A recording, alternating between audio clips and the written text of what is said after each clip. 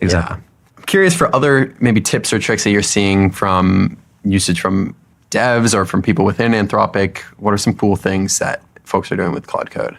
Yeah, I'd say the biggest thing that I've seen power users start to do in and out of Anthropic is ask Claude to make a plan before it starts to code.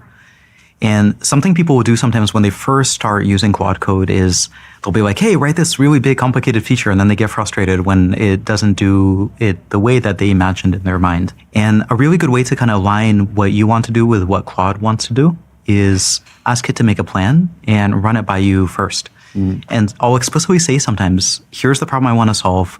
Before you code, brainstorm some ideas and make me a list of ideas for how to approach it, and don't write any code yet. And Claude will, it'll give me option 1, option 2, option 3, and I might be like, okay, option 1 and 3 sound good, let's combine it. Now you can start coding. And it's generally pretty good at listening. Another thing to kind of take this to the next level is ask Claude to use extended thinking. And this works best if Claude has some context already. It doesn't work very well if Claude doesn't have any context yet and it just thinks. And it's sort of like a human, right? Like you can think as long as you want, but until you go in and read the code, you won't actually know what it is you're doing. Right.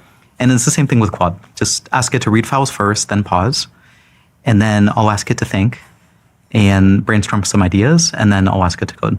Interesting. So that sort of interleaved approach where it's able to call out to a tool, think about the results, think about what it needs to do next, and then call another tool and continue that back and forth. Yeah, exactly. Yeah. And we actually see this on internal benchmarks too.